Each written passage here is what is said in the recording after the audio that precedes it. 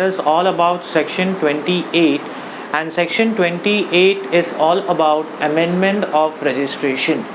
तो आपने जो रजिस्ट्रेशन किया है और जिसके बारे में हमने बात किया अंडर रिस्पेक्टिव सेक्शंस, हमने 25, 26 और 27 को पढ़ा। और जिस तरीके से आप देख रहे हो हमारे प्रीवियस लेक्चर्स जो हमारे चैनल पे प्रोवाइड किए गए हैं, so I have started this topic. और वहाँ पे मैंने section 22 person liable for registration, section 23 person not liable for registration, section 24 compulsory registration, और ऐसे करते करते बाकी के सेक्शंस कवर अप किए। आज का जो सेक्शन रहेगा and that is about amendment of registration. तो ये आज का जो सेशन है इसमें मैं आपको ये बताऊंगा कि किस तरीके से आपने रजिस्ट्रेशन के लिए अप्लाई किया, या तो आपने UIN यूनिक आइडेंटिफिकेशन नंबर के लिए अप्लाई किया, आप वो एप्लीकेशन फॉर्म में या UN एप्लीकेशन फॉर्म में कुछ चेंजेस करना चाहते हो, कुछ मॉडिफिकेशन करना चाहते हो, कुछ ऑल्टरेशन करना चाहते हो, तो उसके लिए आपका सेक्शन 28 है जो आपको उसकी पूरी कंप्लीट नॉलेज देगा। अगेन ये क्वेश्चन कैसे आएगा?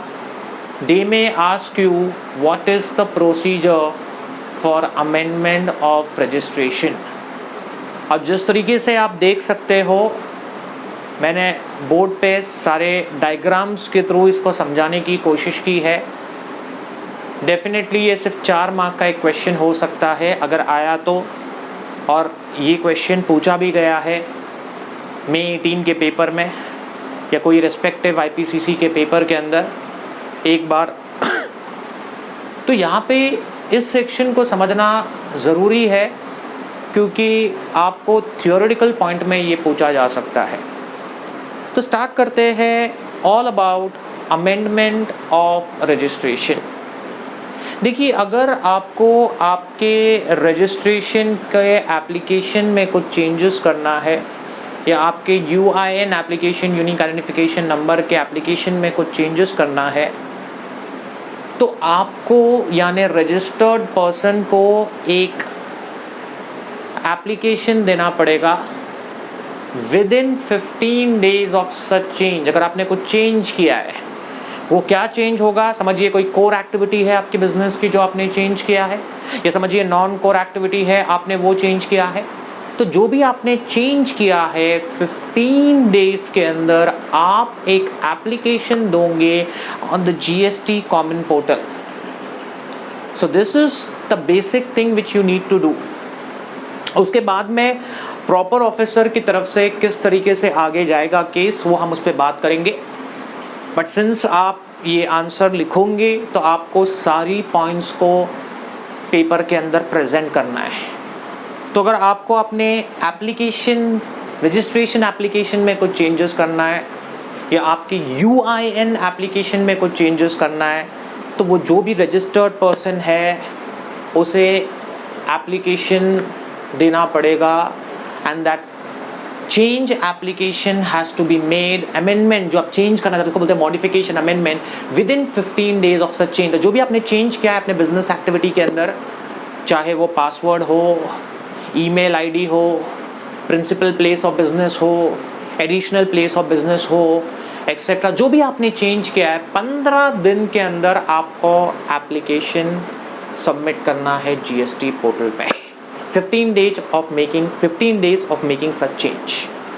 अब हम आगे बढ़ेंगे।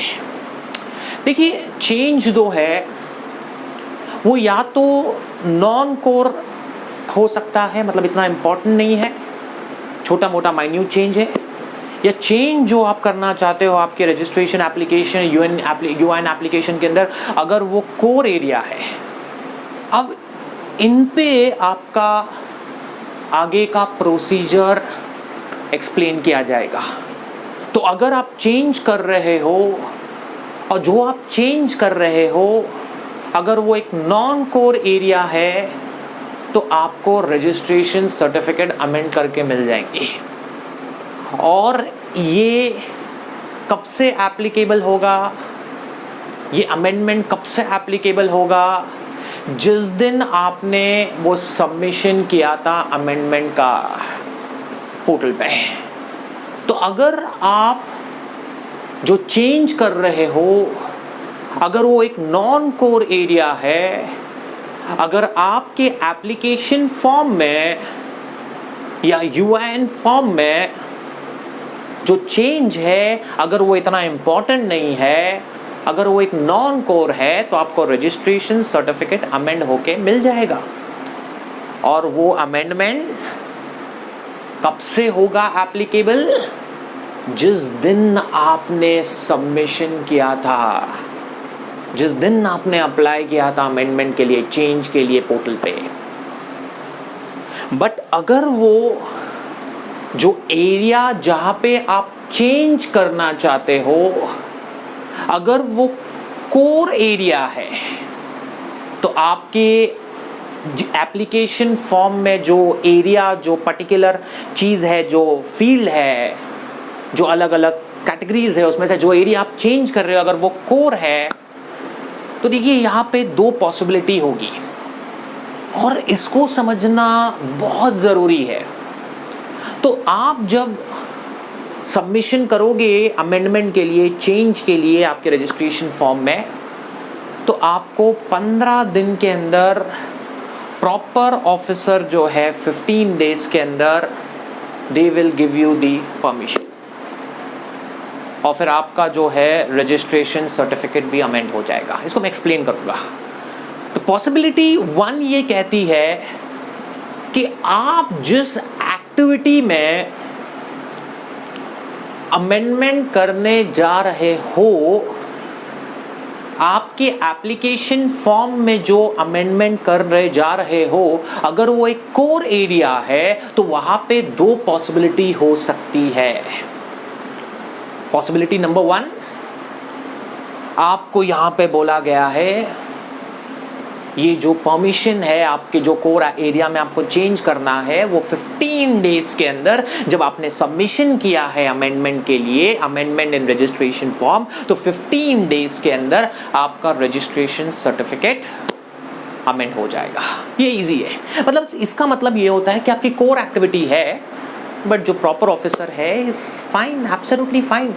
उसको आपके डॉक्यूमेंट्स करेक्ट लगते हैं, उसको आपके सबमिशंस करेक्ट लगते हैं, उसको आपके डॉक्यूमेंट्स कंप्लीट लगते हैं, उसको लगता है ये अमेंडमेंट ज़रूरी है, it is warranted, it is the need, absolutely fine. But अगर पॉसिबिलिटी नंबर 2, अगर यहाँ पे प्रॉपर ऑफिसर को ये लगता है कि अमेंडमेंट जो है अनवारंटेड है, नॉट रिक्वायर्ड है, या डॉक्यूमेंट्स जो सबमिट किया है वो इनकम्प्लीट है, इनकरेक्ट है, तो आप जो एक्टिविटी में चेंज करने जा रहे हो, अगर वो कोर एक्टिविटी है और प्रॉपर ऑफिसर को लगता है कि ये अमेंडमेंट अनवारंटेड है, नॉट रिक्वायर्ड है, इनकम्प्लीट है, इसके डॉक्यूमेंट्स इनकरेक्ट है, तो फिर ऐसे केस में प्रॉपर ऑफिसर आपको शो कॉज नोटिस देगा और आपसे पूछेगा कि क्यों आपका रजिस्ट्रेशन में जो आप जो अमेंडमेंट करना चाहते हो अपने रजिस्ट्रेशन फॉर्म में, वो क्यों रिजेक्ट नहीं होना चाहिए। So this will be a show cause notice. अगर प्रॉपर ऑफिसर को लगता है आपके डॉक्यूमेंट्स में गड़बड़ है, आपके डॉक्यूमेंट्स इनकम्प्लीट है, आपके डॉक्यूमेंट्स इनकरेक्ट है, ये अमेंडमेंट अनवारंटेड है, तो आपको शो कॉज नोटिस आएगा और आपसे पूछा जाएगा कि क्यों ये रजिस्ट्री अमेंडमेंट का जो चीज़ है वो क्यों नहीं रिजेक्ट होना चाहिए, क्यों नहीं रिजेक्ट होना चाहिए। वो रिजेक्ट कर रहा है, वो आपसे पूछा क्यों नहीं रिजेक्ट होना चाहिए। अब आप बताइए, उसका इंटेंशन क्लियर है, क्यों if will give you show cause notice, क्यों इसे रिजेक्ट नहीं करना चाहिए, क्यों आपका amendment registration should not be rejected. अब आपके पास है 2 सिचुएशंस। आपको जैसे वो शो कॉज नोटिस आए 7 डेज के अंदर रिप्लाई कीजिए, गिव देम द आंसर। जो भी आपका एक्सप्लेनेशन है, क्लैरिफिकेशन है, जस्टिफिकेशन है, और अगर वो प्रॉपर ऑफिसर सेटिस्फाइड है तो वेल एंड गुड, आपका रजिस्ट्रेशन सर्टिफिकेट अमेंड हो गया। बट अगर आप 7 दिन में शो कॉज नोटिस आया, आपने 7 दिन में रिप्लाई करना सही नहीं समझा, आपने 7 दिन में रिप्लाई नहीं किया, पॉसिबिलिटी नंबर 1, उसके अंदर एक पॉसिबिलिटी, या तो आपने रिप्लाई किया but proper officer is not satisfied, तो आपका रजिस्ट्रेशन सर्टिफिकेट का अमेंडमेंट रिजेक्ट हो जाएगा। तो ये था हमारा पॉइंट। और देखिए इसको इलैबोरेट करना है, so it's not a big deal, you just have to elaborate in your own words. See if your concepts are very clear, I don't think so there will be a problem to elaborate the same in your own words, very frankly. So what I'll be doing today, after covering everything, I'll be elaborating in my own words कि किस तरीके से आप इसको elaborate करोगे। तो you know क्या होता है कि स्टूडेंट्स जो है बहुत सारा कंटेंट लिखते हैं प्रोफेशनल पेपर्स में, बट जो पॉइंट्स चाहिए, जो इंपॉर्टेंट पॉइंट्स है, अगर वही मिसिंग है तो फिर डेफिनेटली आपके मार्क्स कटेंगे। And just consider this as a story. आप मेरे सारे लेक्चर्स देखिए, I made a very simple language, बहुत ही सिंपल लेमन लैंग्वेज में मैं आपको एक्सप्लेन कर रहा हूँ। मतलब मैं कोई टेक्निकल वर्ड्स अगर यूज़ भी कर रहा हूँ तो I am making sure that I am giving a proper explanation for it. तो पॉसिबिलिटी नंबर 2 सिंपल है, अगर कोर एक्टिविटी है, प्रॉपर ऑफिसर को लगता है ये अमेंडमेंट वारंटेड नहीं है, ये अमेंडमेंट जो है ये अमेंडमेंट में डॉक्यूमेंट्स करेक्ट नहीं फॉरवर्ड किए गए हैं, इनकरेक्ट है, या ये रिक्वायर्ड नहीं है, या कोई भी केस है, वो आपको शो कॉज नोटिस देगा और वो आपसे पूछेगा कि क्यों आपका रिजेक्शन नहीं होना चाहिए, क्यों आपका अमेंडमेंट रिजेक्ट नहीं होना चाहिए। आपके पास है 7 दिन में, क्लैरिफाई कीजिए, जस्टिफाई कीजिए। आपने 7 दिन में किया, अगर प्रॉपर ऑफिसर वो जस्टिफिकेशन से सेटिस्फाइड है आपका अमेंडमेंट हो जाएगा। आपने 7 दिन में रिप्लाई नहीं किया, या तो और आपने रिप्लाई किया बट वो सेटिस्फाइड नहीं है, तो ऐसे केस में रिजेक्शन हो जाएगा। And that is all about amendment यार, नॉट अ बिग डील। अब इसमें कुछ नोट्स है आपके पेपर के अंदर पॉइंट्स को एलैबोरेट करने के लिए। सो जस्ट टू एलैबोरेट आप और पॉइंट्स लिख सकते हो। अगर आप अपना मोबाइल या ईमेल को अमेंड कर रहे हो, उसमें कुछ चेंजेस कर रहे हो, मोबाइल नंबर चेंज कर रहे हो, ईमेल आईडी चेंज कर रहे हो, तो आपको ऑनलाइन वेरिफिकेशन करना पड़ेगा। Very simple, that is the procedural aspect. हाँ, अगर आपके बिजनेस में कुछ चेंज हो रहा है, बिजनेस के कॉन्स्टिट्यूशन में, मेन कॉन्स्टिट्यूशन में चेंज हो रहा है, जहाँ पे आपका पैन चेंज होने वाला है, तो आपको ऑल टुगेदर एक नया जीएसटी का फ्रेश रजिस्ट्रेशन करना पड़ेगा। सर क्यों? क्योंकि जीएसटीएन नंबर के अंदर आपका पैन नंबर रहता है, और अगर आप नया अगर आपके पैन में चेंजेस है तो आपके जीएसटीएन नंबर को भी चेंज करना होगा। तो अगर आपके बिजनेस के अंदर जो चेंज है वो चेंज पैन में है, पैन कार्ड में है, तो definitely you have to go for a new registration, fresh registration, because PAN अगर चेंज हो रहा है तो जीएसटीएन नंबर भी चेंज होगा, बिकॉज उसमें रिफ्लेक्ट होता है PAN. And next one, sir हमने तो सबमिशन किया, मैं समझाने की कोशिश कर रहा हूँ, सर हमने तो सबमिशन किया कोर एक्टिविटी का, 15 दिन हो गए कुछ रिप्लाई नहीं आया। पॉसिबिलिटी नंबर 1 देखिए, सर हमने तो सबमिट किया और यहाँ पे कुछ रिप्लाई नहीं आया, 15 डेज हो गए कुछ रिप्लाई नहीं आया कि आपका रजिस्ट्रेशन अमेंड हुआ है कि नहीं हुआ। तो समझ जाइए it is deemed to be amended, आपका रजिस्ट्रेशन अमेंड हो चुका है, it is considered to be amended. Sir हमें शो कॉज नोटिस आया था, सेकंड पॉसिबिलिटी जो आपने समझा है, सर उनको लगता है कि एक डॉक्यूमेंट्स इनकरेक्ट है, अनवांटेड है, हमको शो कॉज नोटिस आया कि क्यों आपका रिजेक्ट होना चाहिए। हमने रिप्लाई किया, हमने 7 दिन में रिप्लाई किया सर, बट सर कुछ रिप्लाई नहीं आया। तो समझ जाना, अगर आपने शो कॉज नोटिस का रिप्लाई दिया है, जस्टिफिकेशन दिया है, आपको कुछ रिप्लाई नहीं आता है कि हम सेटिस्फाइड है कि अनसेटिस्फाइड है, समझ जाना आपका रजिस्ट्रेशन अमेंड हो गया है, रजिस्ट्रेशन सर्टिफिकेट अमेंड हो गया है। And that is all about registration certificate amendment, and that is all about this section 28। तो इस तरीके से आपको इसको समझना है। अब देखिए इसमें आपको सम्स नहीं मिलेंगे, but they will ask you some theoretical questions. तो friends, if they ask you like this question, how will you write, that's more important now. So as per section 28 of the Act, the amendment of registration shall take place in such the manner. अब start करते हैं। So when there has to be some amendment, or when there is a need to take some amendment in the registration application or in the union applications, registered person is required to intimate such change within 15 days of such change to the GST portal. That's the first point. Second, then when the change relates to non-core activities, the amendment shall take place on the date of submission of this registration amendment application. And when the change relates to a core activity, so in such a case the proper officer shall do the amendment within 15 days, and in such a case the registration certificate shall be amended.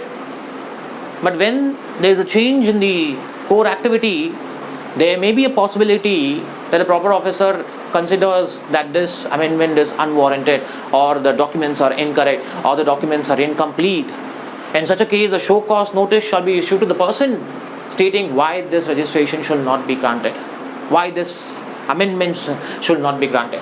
And in such a case, the person is required to reply within a period of 7 days, giving the clarification justification. And if he gives the justification within 7 days, and if the officer is satisfied, in such a case, the amendment takes place, the amendment is granted. Or if he doesn't reply within 7 days, or if he replies but the clarification justification is not satisfactory, in such a case, the amendment doesn't take place, it's rejected. And whenever, next point, see, this is the way you elaborate in your own words. And whenever there is some change in the mobile or in the email address, in such a case, the most important thing here is there is a need to go for online verification. And next one, when there's a change in the constitution of business with respect to the PAN, so when there's a change in the PAN, in such a case, the person needs to apply for a fresh registration rather for going for this concept. And the reason for that is very simple, because this PAN number is reflected in every GSTN number. And if it is reflected in every GSTN number, how can you have a different PAN with the same GSTN number? So these are the points you just elaborate in your words. See, make your concepts more clear. That's more important. That's what I want to tell you. And so many students are finding it difficult once you understand the concept, once you absorb the concept, and then it's just like you need to elaborate in your own words. And whatever I stated, maybe it won't be as per the BER Act, it won't be as per the notifications, but my intention is very clear what I mean to say in all these provisions. So this is all about amendment of registration. And with that, I've completed this section, that is section 28. In the next session, I'll be completing the next one, and that will be cancellation of registration. That's section 29.